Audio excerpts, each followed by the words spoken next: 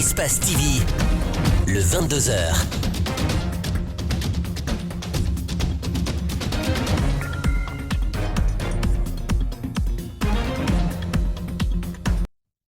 Bonsoir à toutes et à tous, merci de regarder Espace TV. Bienvenue dans ce journal dont voici le sommaire. La Guinée traînerait encore la fièvre hémorragique à virus Ebola alors que les efforts sont déployés pour le maximum de vaccinations contre la Covid. C'est Ebola qui serait suspecté dans la région de l'Abbé. Mais selon le directeur général de l'Agence nationale de sécurité sanitaire, toutes les dispositions sont prises pour contenir les deux maladies. La triste aventure se poursuit pour les travailleurs du syndicaliste d'Albarec. Interpellés lundi par les agents de l'Eco4 de Matoto, plusieurs d'entre eux ont été déférés ce mardi à la maison centrale de Coronti. Leur seul péché, revendiquer une amélioration de leurs conditions de vie et de travail. Après 38 ans d'absence, la Guinée fait son comeback dans la Coupe d'Afrique des Nations de basketball. La compétition se tient à Kigali et l'équipe nationale a reçu le drapeau et s'est envolée pour Rwanda. C'est tout pour les titres. Les détails juste après ça.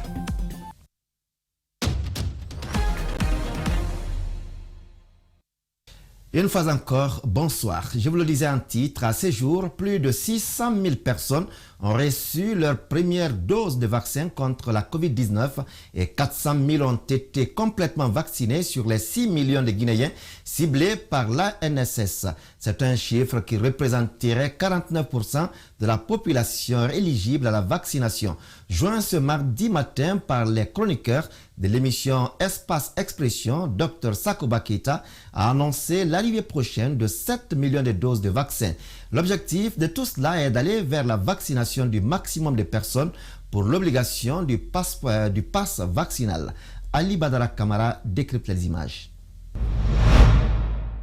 La vaccination reste et demeure pour le moment le seul moyen de lutte contre les maladies à potentiel épidémique, soutient le directeur général de l'Agence nationale de sécurité sanitaire.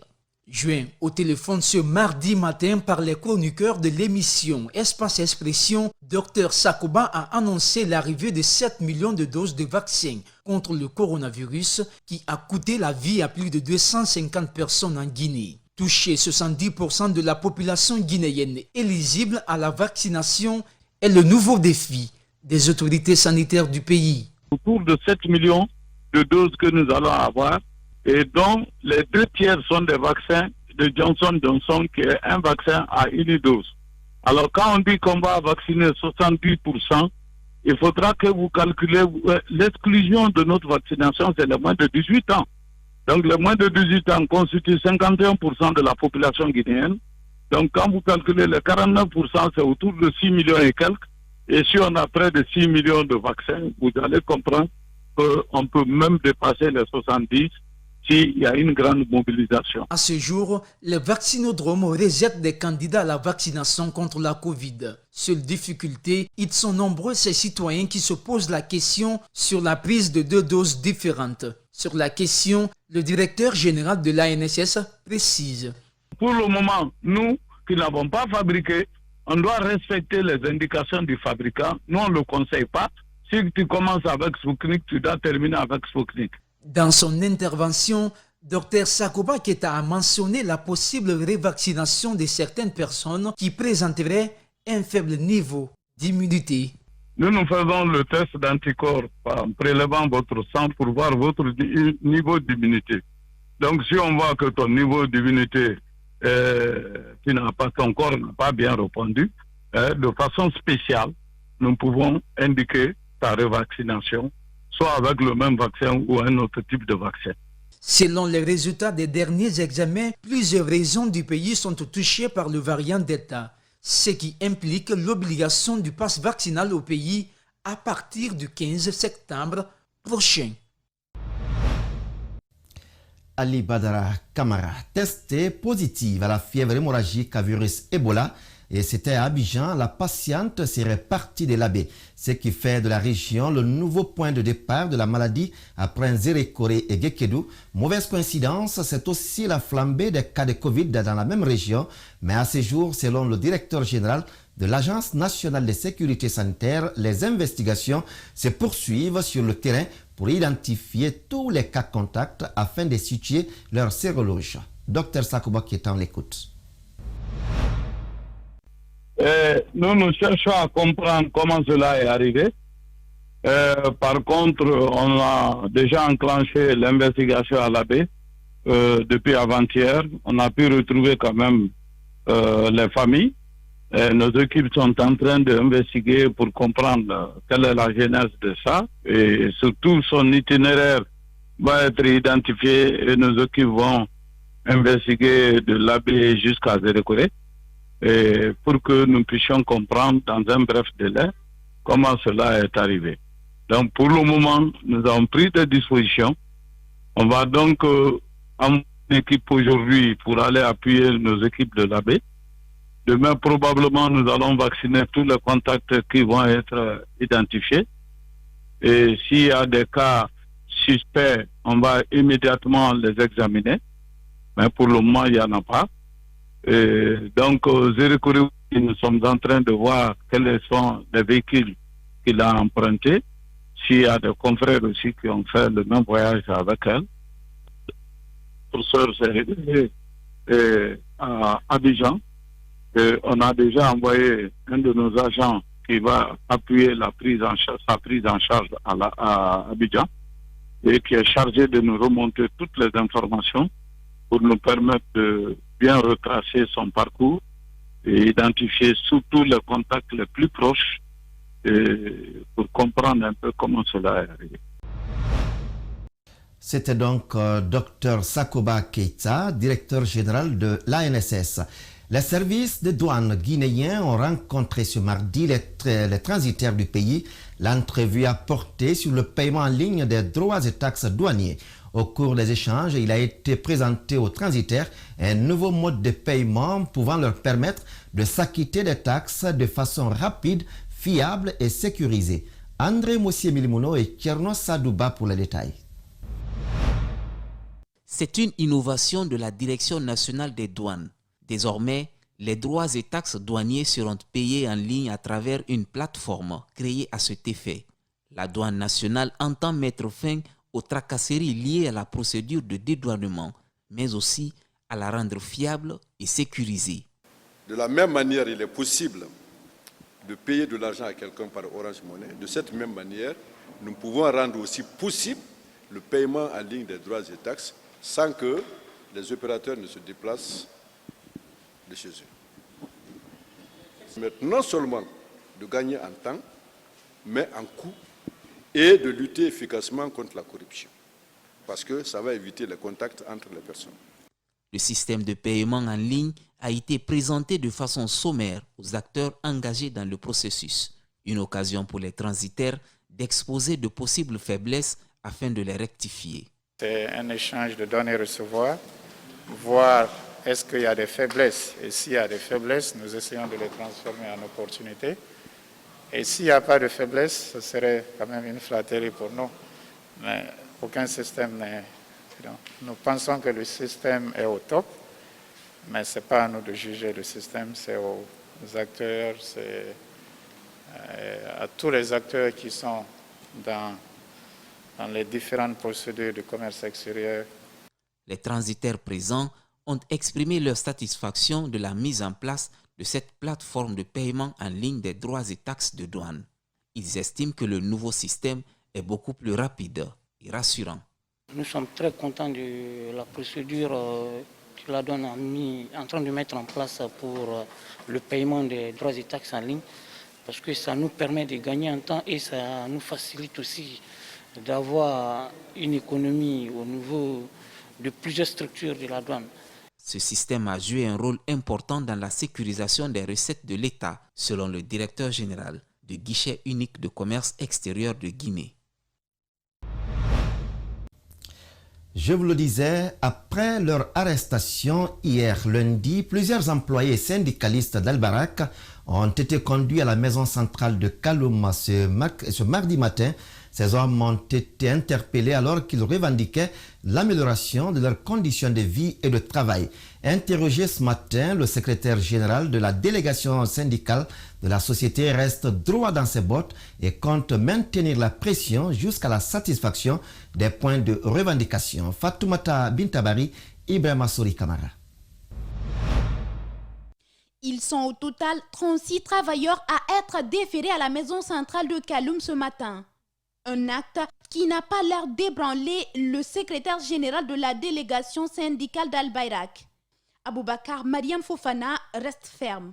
Ça ne fait pas une heure. Ces interpellés-là m'ont appelé. Ils m'ont demandé qu'on est en train de les conduire vers la sûreté centrale à Kaloum. Je ne sais pas pourquoi on est en train de les conduire à la sûreté, parce qu'ils se reprochent de rien. Nous sommes déterminés et nous continuerons ce mouvement jusqu'au bout. Pour lui, il n'est pas question de se limiter à ce niveau. Les travailleurs d'Al-Bayrak prévoient une assemblée générale après la relaxe de leurs collègues en justice. Nous sommes affiliés à la centrale UFTG sous la bannière d'Abdoulaye Kamara. La centrale est en train de tout mettre en œuvre pour la libération de ces détenus. Et après leur libération, nous allons convoquer une assemblée générale et définir la stratégie à suivre pour la suite du combat.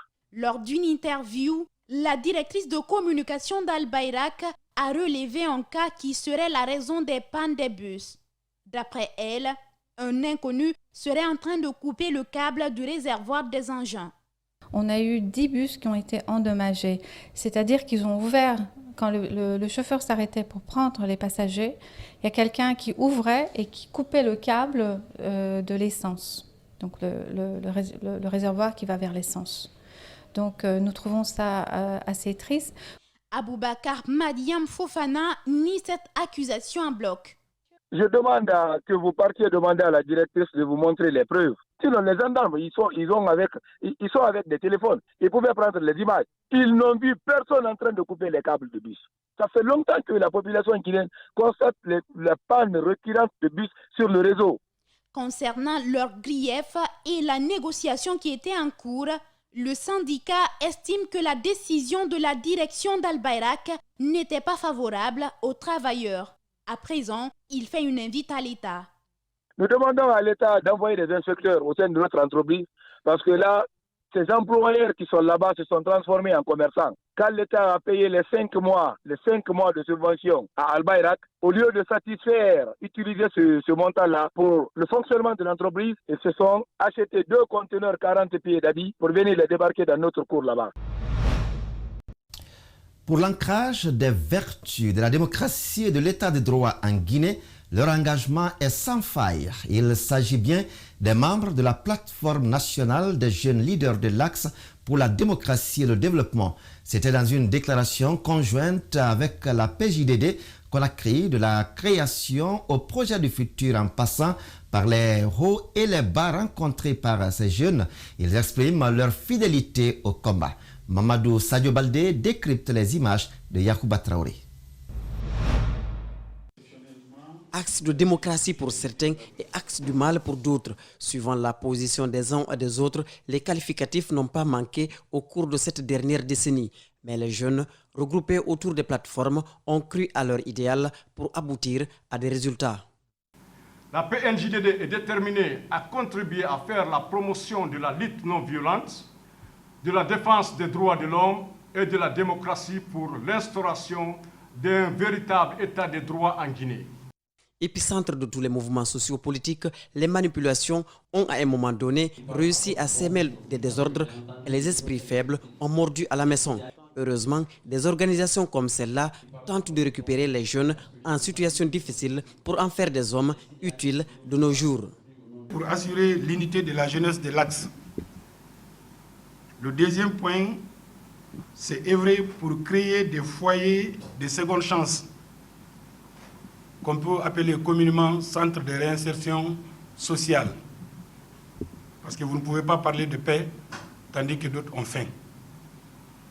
Œuvrer pour la gestion pacifique des manifestations sociopolitiques et la limitation des violences électorales. S'ils sont en train de se tirer d'affaire aujourd'hui, c'est parce que la PJDD Conakry, la PNJDD se sont soudés les coudes pour les rassembler, les former et surtout financer les associations des jeunes afin d'obtenir des résultats. de cette plateforme que nous avions au départ avec ces 35 jeunes leaders de l'Axe, nous sommes sur l'ensemble du territoire de la Guinée. Et c'est des jeunes, tenez-vous bien, très engagés, très motivés, et que nous avons réussi quand même à initier à travers les stratégies utilisées par Mahatma Gandhi, Nelson Mandela, Martin Luther King, Stéphane Hessel et Dalai Lama dans leur combat de lutte pour la conquête des libertés, des droits civiques, des respects des droits de l'homme que nous sommes en train de divulguer, que nous sommes en train de promouvoir. Et nous sommes très heureux qu'eux-mêmes, ils intègrent ces valeurs-là. Depuis le mois d'octobre 2020, 4 jeunes d'une même famille croupissent à la maison centrale de Koronti et ils ont été arrêtés suite aux violences survenues juste après l'autoproclamation de Cellou Dalein Diallo comme vainqueur de l'élection présidentielle du 18 octobre 2020. Leur père, qui dit avoir dépensé tout son avoir dans l'espoir d'obtenir leur libération en vain, décide de rentrer dans son village et c'est là définitivement, c'est à Mamou. La rédaction de la radio Espace Mamou est allée à sa rencontre. Mamou est Alpha Mamoudou Bari. Les faits remontent au 24 octobre dernier. Ce jour-là, le domicile de Mamadou Alarine Diallo, si au quartier Cimenterie, a reçu à 2 h du matin la visite d'une puissante équipe d'agents de force de l'ordre. Alarine étant absent, 7 membres de sa famille, dont 2 femmes, ont été mis aux arrêts et conduits à la direction de la police judiciaire. Le lendemain, El Hadji Cellou, qu'il avait déclaré son victoire, c'est le lendemain qu'ils sont venus récupérer les enfants à la maison. Ils sont rentrés là-bas à 2 h du matin. Ils ont cassé les portes, rentré, pris tout ce qui sont là-bas. Même les voitures, ils ont cassé, défoncé les portes, pris tout ce qui est là-bas. Mais ils ont envoyé les enfants au Cameroun.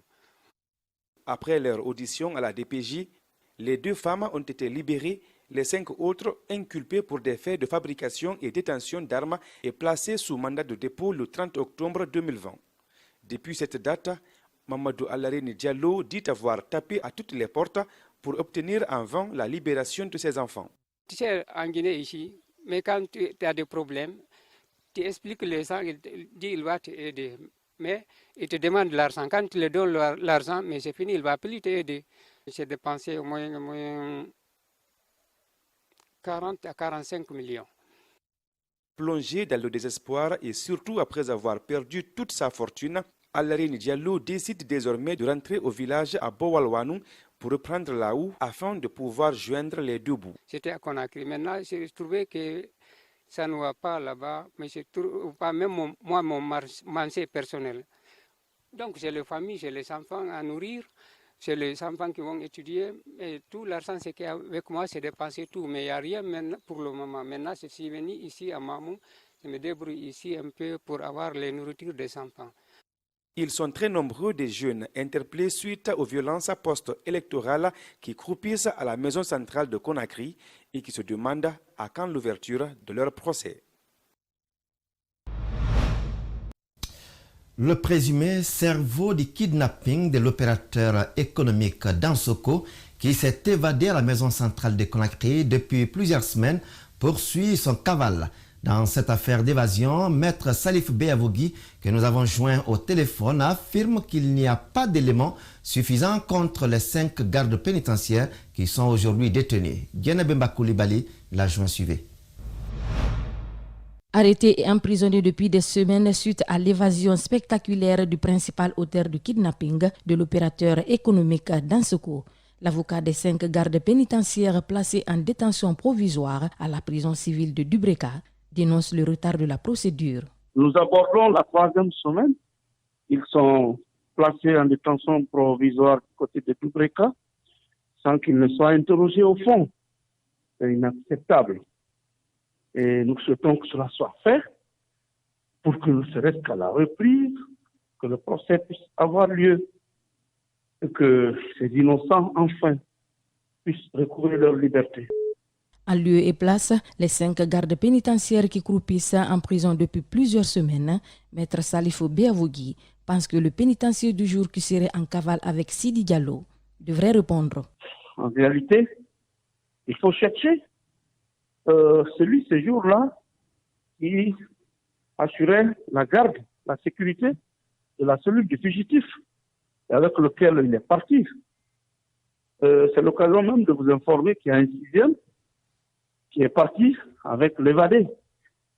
S'il y a une quelconque responsabilité pénale, celle-ci va être recherchée du côté de celui-là qui a pris la tangente avec l'évadé.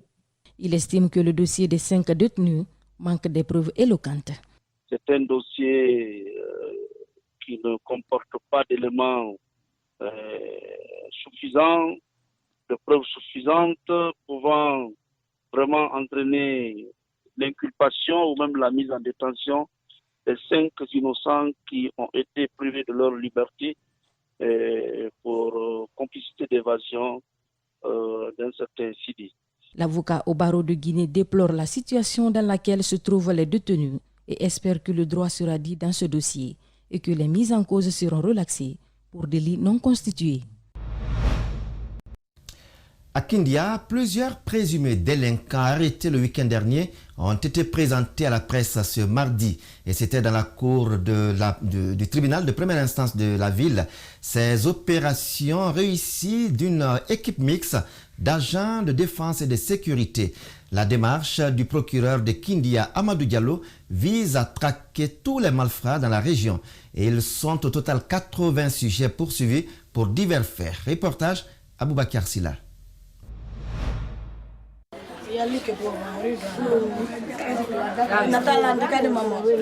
Il s'agit des pleurs d'une mère qui a perdu sa fille ce matin.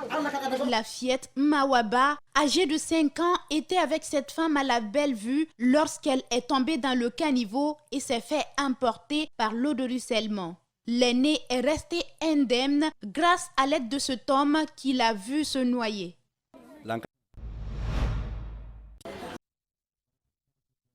Un élément d'une fillette de 5 ans qui a été emportée par les eaux de ruissellement. On revient tout de suite sur cet élément, mais avant, les 80 sujets interpellés du côté de Kindia, le point avec Aboubakar Silla.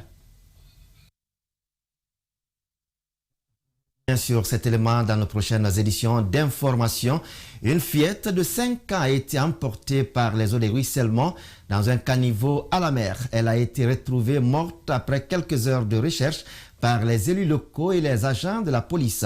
Selon les témoins oculaires, la victime Mawaba serait avec son aîné à la belle vue qui s'était également noyée en essayant de la sauver. À son tour, elle a été repêchée par un passager, Fatoumata Bintabari, pour plus de précisions.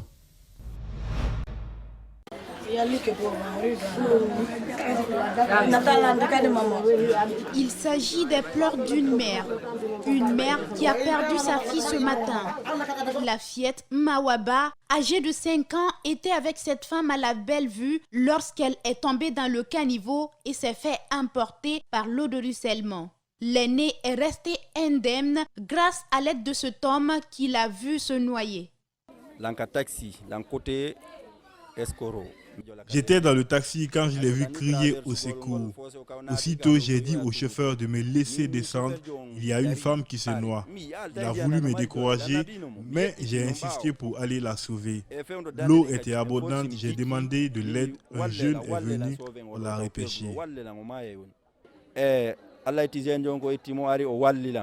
Le corps a été retrouvé après quelques heures de recherche par la police scientifique et les élus locaux.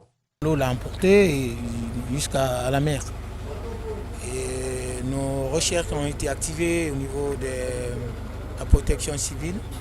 Les éléments du commissariat central de Dixine, la PTS, la section, les ASPTS de Dixine ont recherché jusqu'à... Ils ont appliqué une méthode traditionnelle. Ils ont coupé les branches de bananier qu'ils ont mis dans l'eau. Et arrivé à cet endroit où le corps est couché, le tronc de bananier s'est arrêté. Ils ont juste fouillé l'endroit, on a retrouvé l'enfant, mais un corps sans vie. Le mois d'août est reconnu par ces averses qui endeuillent souvent des familles. Cet officier exhorte les citoyens à rester chez soi quand il pleut. Ils étaient en bas d'un immeuble Et à cet endroit, il y a une partie de caniveau qui est enlevée. Donc l'eau a couvert l'endroit. Donc l'enfant ne pouvait pas savoir qu'il y a un caniveau là. Et il a chuté. Donc ils n'ont qu'à sensibiliser la population. Quand il y a la pluie, une forte pluie, de rester à la maison, de ne pas bouger. Après la pluie, ils passent. Quel qu'en soit le problème, de garder leur sang-froid. Ils ne doivent pas sortir, surtout avec les enfants. Ils doivent être protégés. Ce cas de Mawaba n'est pas le premier. Ils sont nombreux des enfants et même des adultes qui sont emportés par des vagues d'eau dans des caniveaux et des ruisseaux, aussi bien à Conakry qu'à l'intérieur du pays. Voilà, mesdames et messieurs, c'est cet élément qui met fin à cette édition d'information. Merci de votre attention. On se retrouve dans d'autres éditions et portez-vous bien.